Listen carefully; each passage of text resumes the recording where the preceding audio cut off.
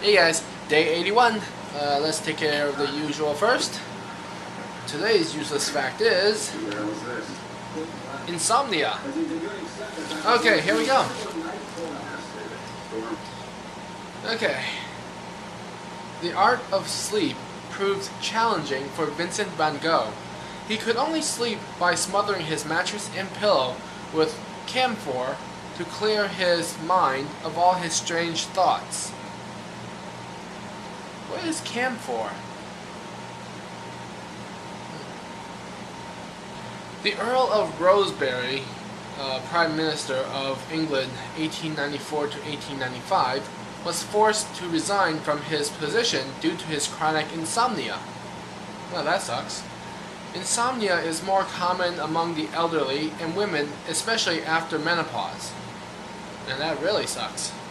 Not only does insomnia affect concentration and focus, it can cause irritability, impaired motor skills, exhaustion, impaired memory, blurry vision, stress intolerance, constant appetite changes, and discomfort.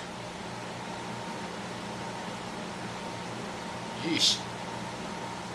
Wow, this just keeps getting better and better. Fatal familial insomnia is a very rare disease of the brain, which has been found in just 28 families worldwide. If one parent has the gene, the child has a 50% chance of inheriting it. The patient's progression into complete sleeplessness is incurable and ultimately fatal. Oh. Sleepless in sea. Research has revealed that newborn dolphins and killer whales can forego sleep for their entire first month. Both species of the mammals can remain active 24/7 for weeks after birth.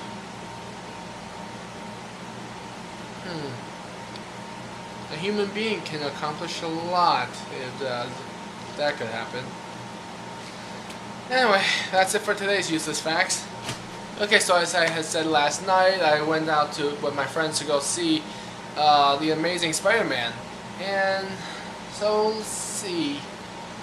I liked it. I thought it was pretty good. Of course, right now I'm also kind of biased towards it because that was the last Spider-Man movie I saw. I can't really make a very accurate and sound comparison between this one and Sam Raimi's Spider-Man. Although I gotta say though, I definitely do like Andrew Garfield as Peter Parker more than I did Tobey Maguire. But again, a little bit biased here. I think I'm trying to remember. It's like before this movie, I did like Tobey Maguire as Spider-Man as well. But then again, that's just me. I like everything that's related to movies. So I'm kind of an easy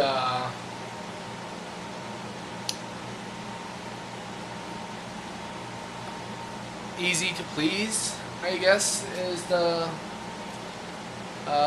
correct saying here. I don't know. But yeah, definitely liked Andrew Garfield better as Peter Parker. And I don't know the actor's name, but Kurt Connors in this movie, definitely liked him a whole lot more as a main focus rather than just a school mentor to Peter Parker, like him in Sam Raimi's version.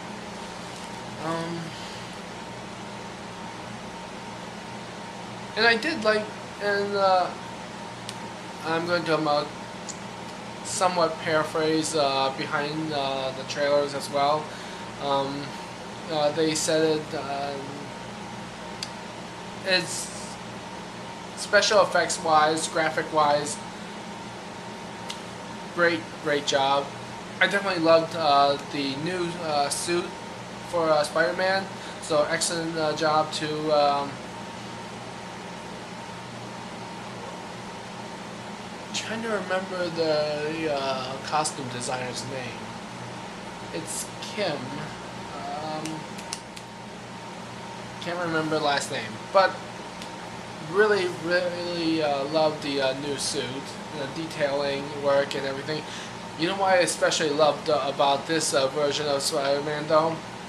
It's just how much more like the Spider-Man that I grew up with it really is, you know? And they even said it on BTT that it follows the comic books more closely than Sam Raimi's version. And so, and you know, Peter Parker, he has a cartridge web shooter this time, just like in the comic books and the cartoon that I grew up with.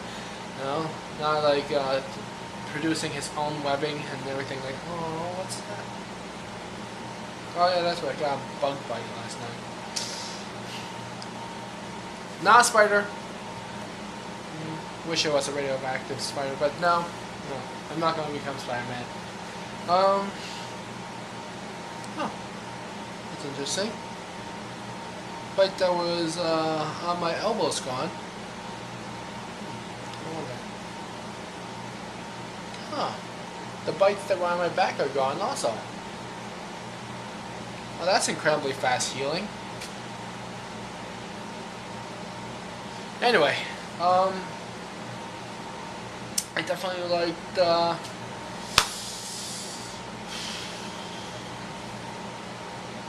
design for a lizard. I liked how it really reinforces that he was a product of gene splicing between lizards and human. You can still see a lot of the human in the character, but you can also definitely clearly see the lizard as well. And so I remember the back in the cartoons, the lizard, he looked way more lizard-like than he did the human. And aside from the fact that he stood on two legs, could kind of hardly tell that he was gene splicing between human and reptile. So I definitely liked the design in this movie. There's also rumor that actually I don't think it's a rumor. I think it really is going to be a sequel to this movie.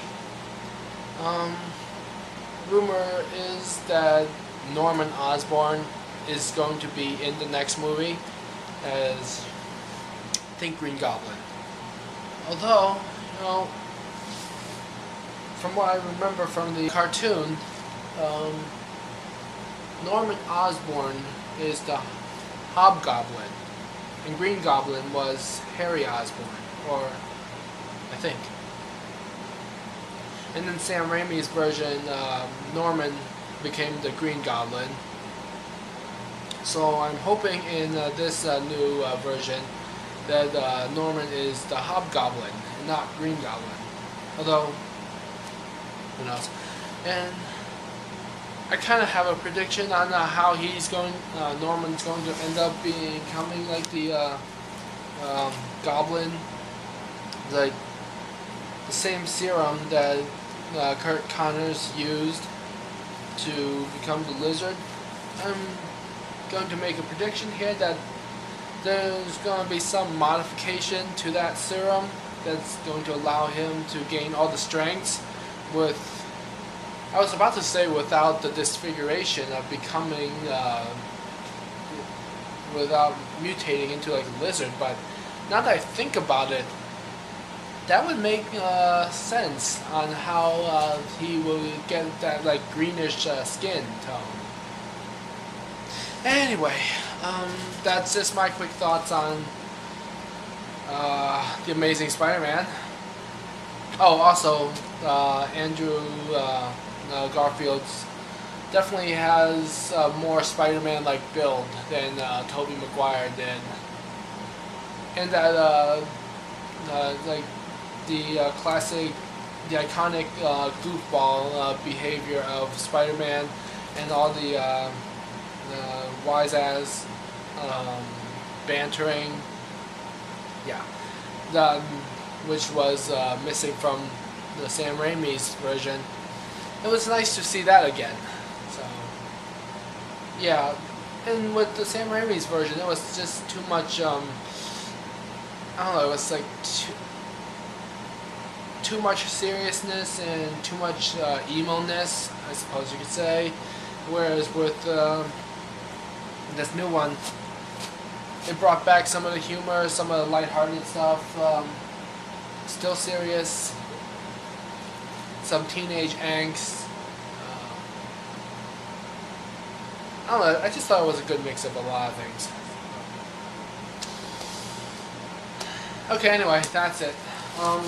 Not sure what I'm going to be doing today.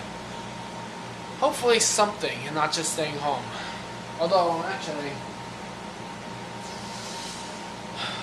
originally I was going to be going to the Renaissance Fair today, but weather-wise, hell no. Hell no. There's no way in hell I'm going out into hell. Seriously, it's like upper 90s today. It's going to be upper 90s. Mid to upper 90s anyway. And humidity levels like 60 and rising. So, not to mention that there's going to be a thunderstorm today. Later today. Overnight. Although then again, I was never going to really be at the Ren Fair for that long, but still. It is still going to be really humid. So I'll be going tomorrow. And hopefully, because tomorrow the temperature is supposed to drop. Not by much, but it will be a little bit cooler than it is today. And because it's going to be raining overnight, hopefully that will cool things down a bit. Well, I already just said that it's going to be dropping. It's going to be hopefully going to make things a little less humid. I mean, that's the thing that I've noticed. Is like every time after a thunderstorm, the air is usually cooler and less humid. Okay, that's all I have for you right now. There.